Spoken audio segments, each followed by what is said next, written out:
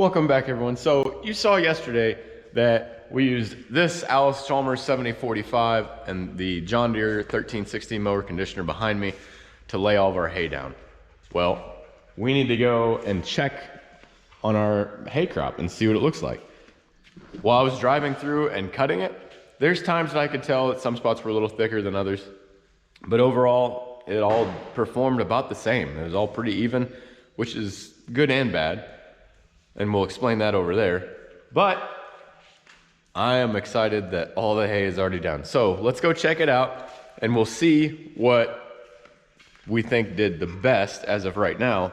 But obviously when we when we bale it all up, that'll tell us for sure what performed the best.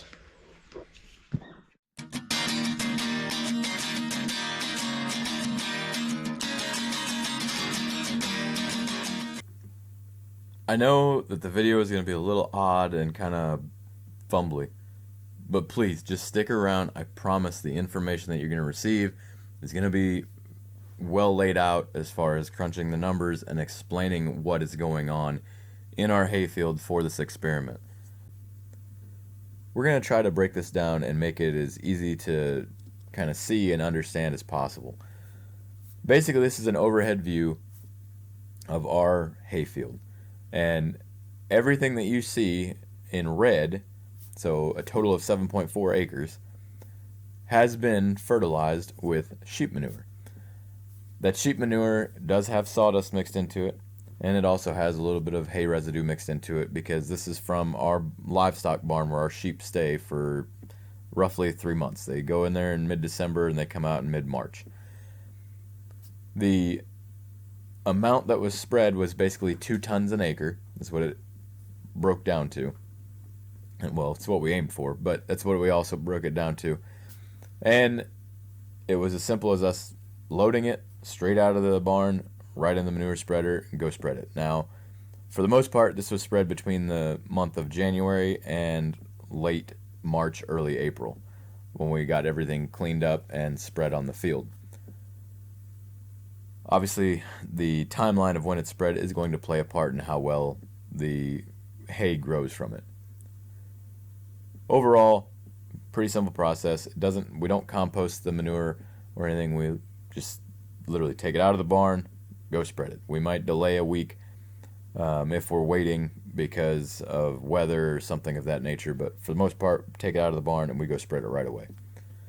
Everything that you see in green is actually going to be turkey litter. Now the turkey litter, it was actually spread at 1.5 tons an acre, but it was not spread by us. It was spread by an individual who has the box on a large truck, like a fertilizer truck, but it's got special fans on it and everything else, so that it can spread the turkey litter. Anyways, it was spread at 1.5 tons an acre. Pretty simple process. They came in late February and spread that on all of that land that you see in green, plus they also spread it on all the land that you see in yellow. So the turkey litter and the sheep manure in the 2 spots that you see, so the green and the red, those both equal out to exactly 7.4 acres. We wanted those to be equal because we wanted to make it as even a comparison as possible to actually compare those two against each other. Now what you see in yellow was a mixture of both. So it got the 1.5 tons an acre of turkey litter, and then it also got the 2 tons an acre of sheep manure. And I'm just going to cut to the chase as far as how it turned out. I was incredibly disappointed. When you mix those two together, I expected it to yield much better than what it did compared to them by themselves in the red and the green zones. So when we look at the numbers as far as our cost, this sheet right here that you're seeing in front of you is just a screenshot of a Word document that we typed up after we did all of our calculations. And in 2020, so all the bales that we make are 5x5 round bales here at our farm, whether they're made with our baler or Jason's baler. Now there is a difference between our baler and Jason's baler. Jason's baler is much newer and obviously is going to compress the hay and make a denser bale than what ours is. But overall, same dimensions, just different weights.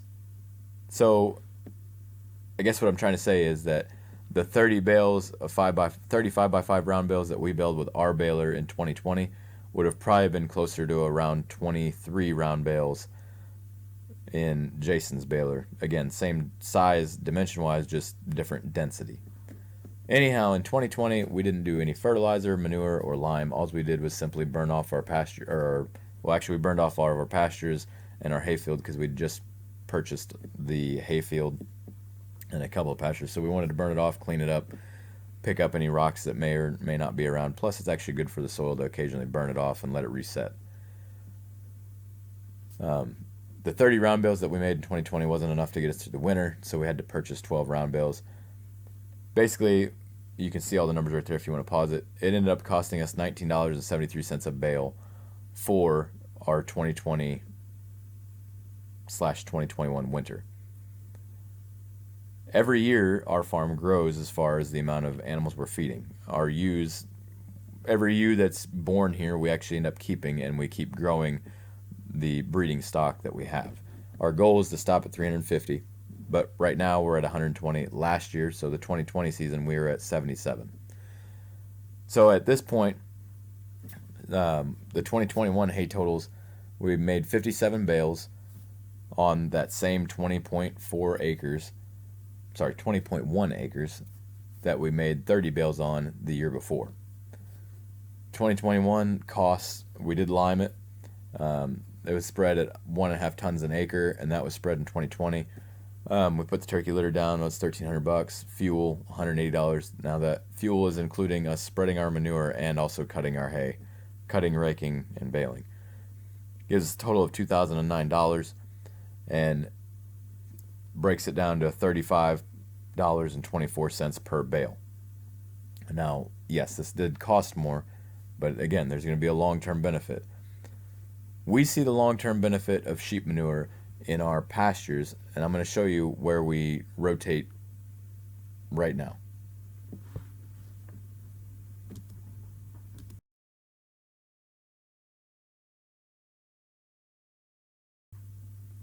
In the video right here, I am certain that you're going to be able to see it. Where the sheep tend to hang out more, you can see it right here in front of this gate that I'm about to open.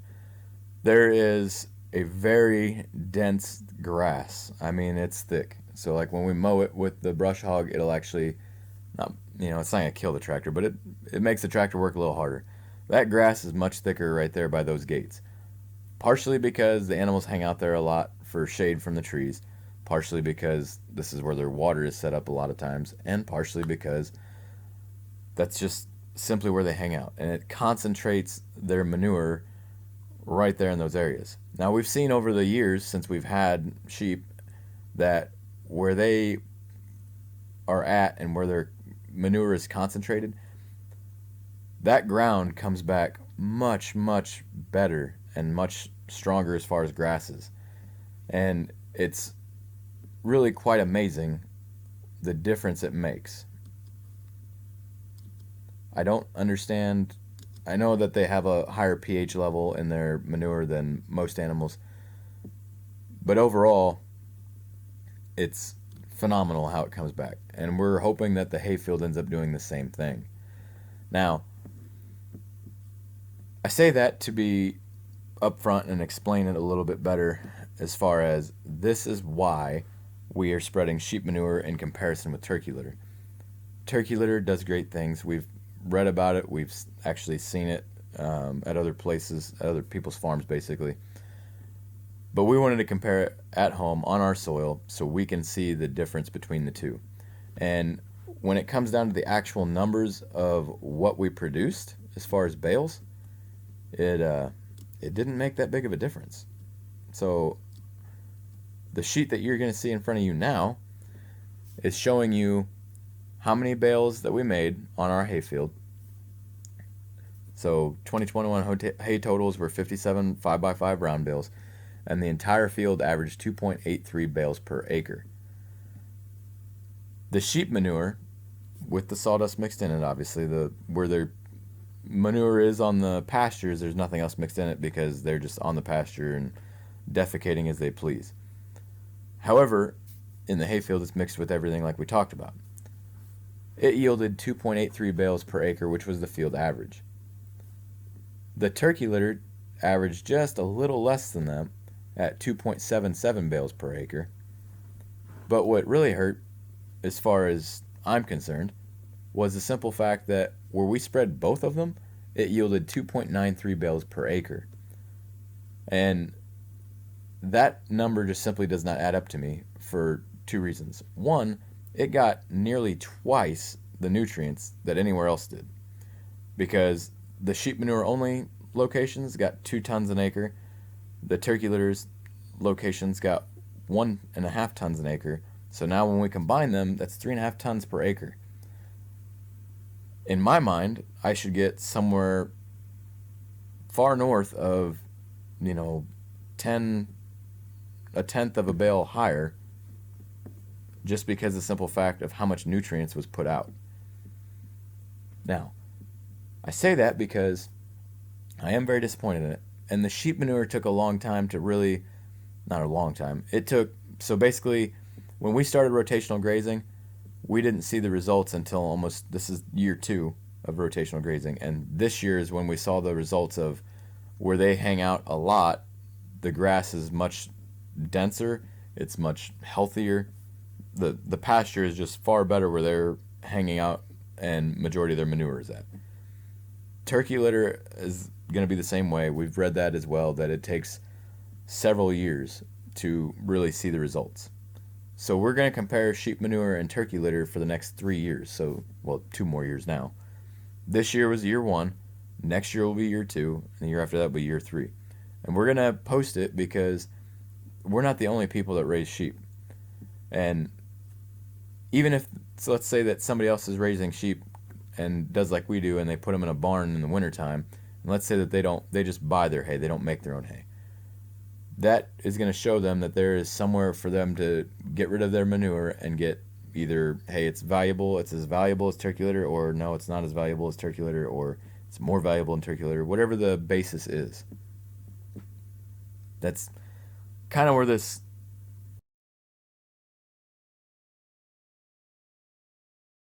Here we're going to get into regrowth after our first cutting and the potential for our second. Brought the co-pilots with us. We're out here in the hayfield now. So you're going to notice that there's areas that are cut.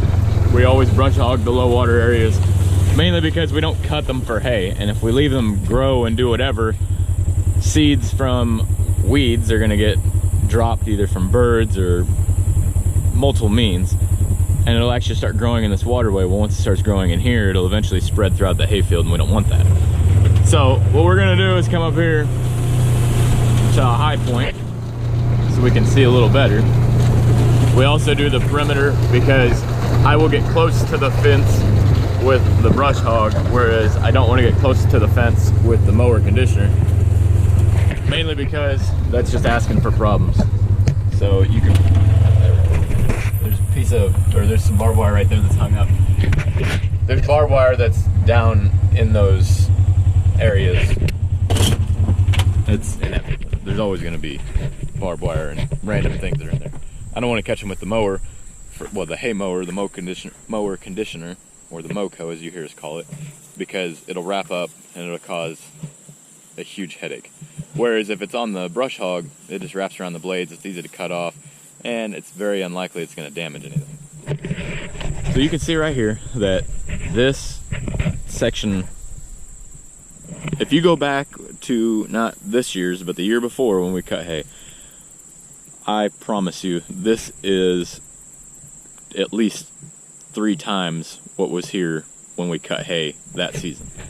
And this is after we've already cut hay. I'm going to go ahead and put the map up and kind of show you the outline, but just to give you a view of what it is right here, right? So what we're standing in right now is turkey litter. And then as you go down, it changes. There's T-posts. There's one right there. I don't know if you'll be able to see it. You probably won't be able to see it on the map, or on the camera. But there's one there. There's one down here. Anyhow, it's all marked out with these T-posts. And these T-posts are showing us where either turkey litter begins or turkey litter ends and manure and sheep manure begins, or where the combination of the two begin. So we did that, and we actually left all the T-posts there because we're going to continue that trend. We're going to do it for 3 years. The reason I say we're doing it for 3 years is because it's very easy. If I went off of this year only and said, wow, it doubled my yield, right? We actually had really good rainfall. We had a good solid freeze in the winter, and we had several snows, which adds nitrogen to the soil. So this year alone, this winter, we had over probably 1.5 feet of snow, which is unusual for our area. So the weather phenomenons, or even just the changes in weather, can still change the yield of our hayfield. Now, the other thing I want to show is that this field right here, I know you can't see it very well, this field's not as thick when you get away from the fence line. And as you get away from the fence line, you can see that the blades are shorter. Now, I don't know that it's necessarily from turkey litter when they spread it, if it just happened to overshoot and hit some of their field, or what the conditions are. But they use commercial fertilizer, which is fine. That's what they use, and it works well, and that's what they go with. What we're using is turkey litter in some spots. Here's Chrissy, she's gotta go to the store. We're using turkey litter in some spots, we're using sheep manure in some spots, and then other spots we're using a combination of the two. It's important to mention that because each spot has a different characteristic. Now, if I look across this field, there's no line that shows me like, oh, I know for a fact that was not this, or I know for a fact that was this specific fertilizer. I decided to also drive you around just a little bit so you can see a few other spots. So, for instance, I'm going to show you the thickest spot that we have. It's actually going to be right over here. And ironically enough, this right here is going to be the thinnest spot. And the other funny thing is that the spot right here that's the thinnest was turkey litter only. But there's more to it than just what fertilizer's on it. I mean, we did lime last year, we'll lime again this year. We'll keep everything the same for 3 years consistently. But this right here was definitely the thinnest spot. And then everything over here, by far the thickest.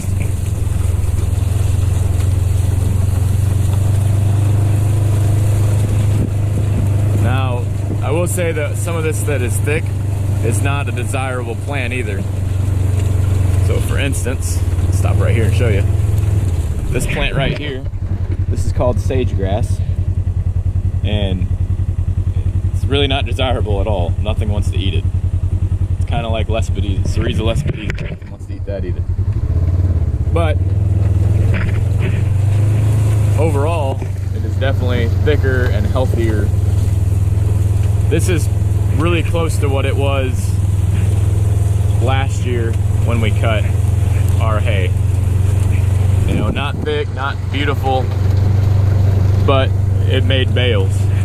And fortunately last year, Jason was in a position where he could help us out and sell us some hay.